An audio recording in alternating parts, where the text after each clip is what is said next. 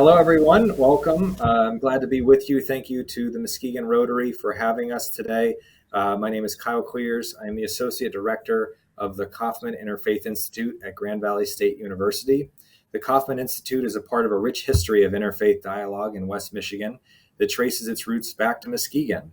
In 1989, respected community leader Sylvia Kaufman initiated a Jewish-Christian dialogue as a part of the centennial celebration of the Jewish community's presence in Muskegon.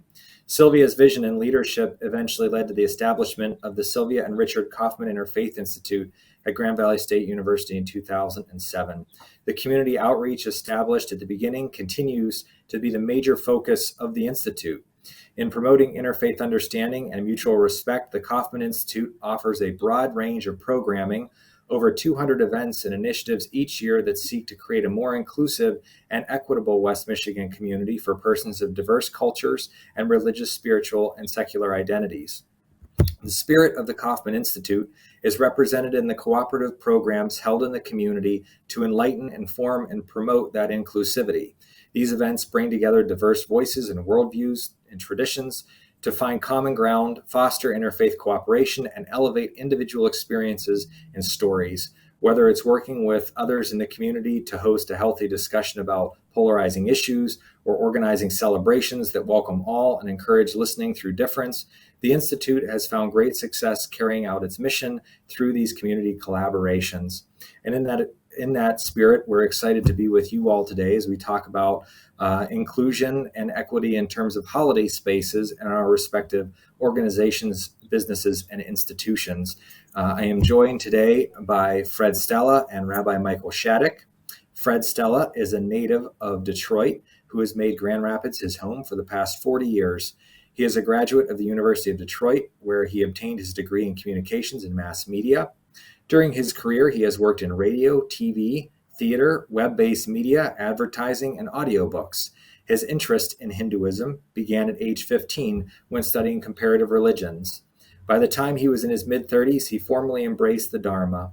Over the years, Fred has spent time expanding his knowledge with study and practice in various ashrams and temples in the U.S. and in India.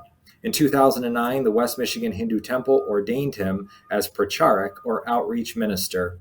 One of Fred's passions is interfaith dialogue and cooperation. For the past 20 years, he has served as president of the Interfaith Dialogue Association, which is now an affiliate organization of the Kaufman Interfaith Institute, housed at Grand Valley. In this capacity, he, among other things, hosts the program Common Threads, which airs over local NPR affiliate WGVU-FM. He is also a weekly contributor to the Grand Rapids Press column Ethics and Religion Talk, where he and fellow clerics answer questions on theology, morality, and personal issues. Fred, thank you so much for being with us this afternoon.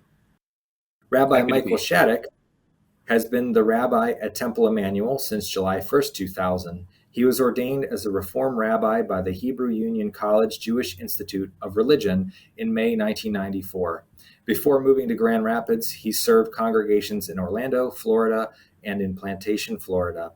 Rabbi Shattuck received his Doctor of Divinity diploma from Hebrew Union College in the spring of 2019 in recognition of his 25 years of work in the rabbinate.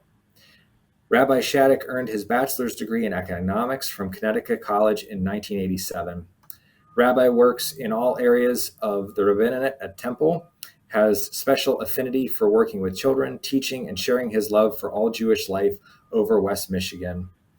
Rabbi Shattuck will soon celebrate his 25th wedding anniversary to wife Susan, who works in information technology. Rabbi and Susan have one daughter, Shira. Shira is a rising junior at Case Western Reserve University studying chemical engineering. Rabbi and his family live in Cascade Township. Rabbi, welcome, and thank you both for being with us. So thank you for having me. I would like to begin with a simple question, which, on a personal level, what is most significant or meaning to you personally within each of your traditions? And Fred, I would like to begin with you. I would say the most meaningful element of the Hindu Dharma for me would be the freedom of thought. The fact that in Hinduism, I often refer to it as not a faith-based faith. Not that we don't take the virtue of faith seriously, but that what you believe is personal and no one's business. Other people can help you develop a faith or a conviction, but what is more important is practice and obviously leading a highly moral life. Everything above and beyond that is open to your interpretation of the scriptures and the teaching tradition of Hindu Dharma. Wonderful, Fred. Thank you. Appreciate that. Rabbi Shattuck, to you, what in your Jewish identity is most significant or meaningful to you within the tradition? I love the fact that in Judaism, there is always a place for personal growth, for reflection. The idea that our sacred texts, the Torah and the Greater Bible, as well as lots of Jewish wisdom literature, put us on a path to becoming better human beings, better individuals, as we learn from and study from these texts. The beauty of Judaism for me is that there are lots of diverse perspectives on how to tackle that path in life. And each week or each month or each year, we read from the sacred texts and hope to glean something of new value, or some way to look at ourselves and reflect on where we're going in life and how we might in fact change that to a better place. Judaism for me is a tradition that is always allowing me to become a better version of myself, touched by and influenced by what I would call sacred literature and sacred traditions. Wonderful. Thank you, Rabbi. So certainly as we think about inclusion in the workplace or the learning place, there are a lot of different ways that we can approach this from a multi-faith lens. Today, we're going to, certainly thinking of things like dietary preferences, spaces and time set aside for prayer and reflection. For the center of today's conversation is going to largely revolve around holiday considerations and all things that kind of fall under that umbrella, recognizing that especially evident in our school system are schedules that are set up around a sort of Christian normative schedule. So again, recognizing traditions sacred to me, such as Christmas or Easter, but as we want to be inclusive and mindful of the lived experiences of others, how do we integrate folks and their practices, their seasons, their occasions well into our space and create room for folks to practice accordingly. So again, returning to you both, and Rabbi, I'll start with you on this question. As a person of the Jewish tradition, is there a season, an occasion, or a holiday that is most important to you personally? What is that and why? Well, for me and for many people in the Jewish community, we are quickly approaching what I call our most sacred season. For Jews, it is sometime in the early fall to end of perhaps September or beginning of October that is most resonant with Jews. In fact, in just a couple days from now, we're beginning a month of preparation for this upcoming holiday season that we call the High Holy Day season. The High Holy Days really are the most significant days on our calendar. I have to smile. We have hundreds and hundreds of families who are members of our congregation, but sometimes we only see them a few times a year on these High Holy Days. And what makes these holy days significant and the preparation for them is these are the days that we do an intense amount of introspection and reflection. During these holy days, we celebrate our new year.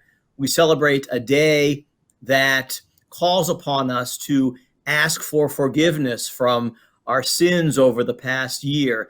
It doesn't mean that we can't ask for forgiveness throughout the year, but this one day that is called Yom Kippur, our Day of Atonement, is when we communally come together as a congregation and a Jewish world and reflect upon our behaviors, both individually and how we've acted as a people. The High Holiday season begins with our new year that is called Rosh Hashanah. A Rosh is a head, Shana is a year, so we say the head of the year, and we begin that holiday with what is, I think, the blowing of one of the oldest instruments in human history, That is simply the horn of a ram. We herald in the beginning of this period, this New Year period, by sounding that shofar. And we do so to wake people up, as it were, from their summer slumber. Summertime is a time that we see, fewer people in attendance, and it's a time for us to recognize a new season, a new year has arrived, and hopefully that sound is a call to action, a call to become a better person, or at least to think about how that might come to be. That Rosh Hashanah day, that new year, is marked with sweet foods in the hopes that the year would be sweet for all of us. And 10 days later, we have this Day of Atonement. So for 10 days during this period, we are called upon to reflect, to consider, to seek out those that we have sinned against, to try to make amends. And it's a period really of reflection. And again, back to what I find particularly compelling about Judaism is we're always asked to assess who we are. How can we be better people? And for Jews in the world, these 10 days of repentance, bookmarked, if you will, by Rosh Hashanah and Yom Kippur, are the days that we do so. So for our community, these are most important celebrations. Wonderful. Thank you, Rabbi. Wonderful, wonderful description.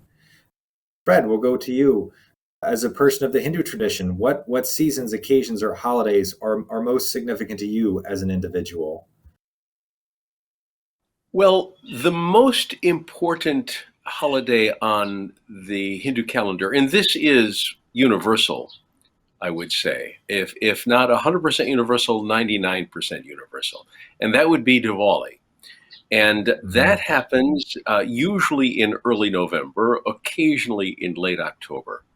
And it's an amalgamation of history, mythology, theology, and philosophy. There are multiple tales that make up Diwali. The most popular, I would say, would be the exile of the Prince Rama, along with his queen Sita, or princess at that point. He's exiled in the forest for 14 years. And Diwali means light, Deepa. Oftentimes it's called Deepavali as well, but that means oil lamp. And upon his return to the kingdom after this exile, millions of small lamps are lit on the hillside as they enter the kingdom, and he takes his rightful throne. But very similar to what Rabbi talked about, it is a call for us to invest more time in ourselves, in growing ourselves, in awakening that inner light, and yes, attempting to be a better person. Now, a lot of holidays are very geographical. That is to say, you might have some holidays in South India that are barely mentioned in North India, or holidays in Nepal that aren't terribly popular in India. And I would recommend for people who are working with people who self-identify as Hindu, just to have conversations and find out what might be a very important holiday for you, and act accordingly. We're working right now. I'm working on a team that is focused on schools, because that is our biggest challenge. Workplaces are not as much of a challenge for Hindus as our schools that are developing more and more of a Hindu population. Yeah, thank you, Fred. And that transitions nicely into what I think will be our final question for our time together. And Fred, I'm going to stay with you on this, so feel welcome to say more about it. What are some best practices pertaining to holidays in terms of creating more inclusive spaces where Hindus may feel seen and valued as employees, as students, as community members? Certainly. Well, I will fall back and perhaps expand a little bit on this idea of conversation. Because, again, you may have North Indians working with you or going to your school. You may have South Indians, Nepalese, people from the Caribbean. and they might have different holidays. And conversations with my co-religionists indicate that they're not expecting to have 15 days off a year, but they are hoping that they will at least be recognized. And perhaps if people also celebrate Christmas in a workplace or Hanukkah in a workplace, to also find out, well, what can we do here, even if it's simply having sweets at work, but to acknowledge the presence of those people who contribute to the workplace as being valuable, and that their faith, which informs them to be the people who they are, is valuable as well. And certainly, aside from saying, well, what dates are important to you, be able to have them open up and say, well, this is our holiday. This is why we celebrate it. In the same way that Rabbi explained the High Holy Days and I just explained Diwali. Again, it makes people feel valued. Thank you, Fred. And I don't think anybody would protest more sweets in the workplace. So it's a good example of how inclusion really does help everybody find a better space. Rabbi, to you, recognizing that the holiest season for the Jewish community is quick upon us here, best practices for creating inclusive spaces where those in the Jewish community feel seen and valued as employees, students, community members. I'm going to, continue, I think, what Fred has been saying and add that one of the things that folks in the Jewish community sometimes deal with are workplaces or schools that really have no knowledge of Jewish tradition. So they'll open their calendar and they'll see these words, Rosh Hashanah, Yom Kippur, and they'll really have no idea what they may or may not be. And schools or workplaces might choose to hold significant meetings or curriculum night or test days or gatherings of significance on these days, and it puts Jewish students in a very challenging situation, because I've heard over the years that children who are involved in athletics are told, if you don't come to this game or this practice on this day, you can't play in the upcoming game or what have you. You're somehow penalized for the observance of your faith. Or students have told me over the years, I'm in this class and the biggest test of the week happens to be on the most sacred day of the Jewish year, and teachers aren't always amenable to giving a makeup test or working with students. So I think the way to really honor and respect traditions that might be different than your own is to understand that there are traditions different than your own, and as best you can to make some kind of accommodation and not schedule the biggest evening of the year on the first night of Passover in the spring for Jews, or as I said, some major back to school fall event on what is the holiest day on the Jewish calendar. Because in the end, I love living in West Michigan, which is a community, a place where people of faith really express their identities in really wonderful ways. And we have to remember, as Fred says, there are people of different traditions that we need to know and learn from. And I think workplaces and schools could do maybe a little bit better job acknowledging the diversity and doing something to accommodate that. And from a Jewish perspective, there is much, much more to Jewish life than simply the observance of Hanukkah, which happens to fall, somewhere along the timeline near Christmas. And that's one of the things that I think from a Jewish perspective, people forget. Jews have a full calendar of observances and celebrations and events during their year. And it does happen that one does fall near Christmas, but there are far more. And again, in this case, the High Holy Days are far more significant to Jews than the holiday that happens to fall in December, so often aligned near Christmas. Well, thank you both for your time. I would just say, to Michael's point of accommodation, I would encourage you in your respective institutions to actually put that into policy. Have a procedure by which folks can pursue those accommodations, can make you aware of those occasions when they arise. For resources on what that can look like, you can visit our website, interfaithunderstanding.org, under our resources tab. You will also find there a religious holiday calendar. It is our multi-faith calendar, which is exhaustive in terms of the occasions that it lists there with a little information. So you can see perhaps what's coming up for folks in your orbit. Again, really appreciate your time and attention to this. And to Michael and Fred, thank you for being with us.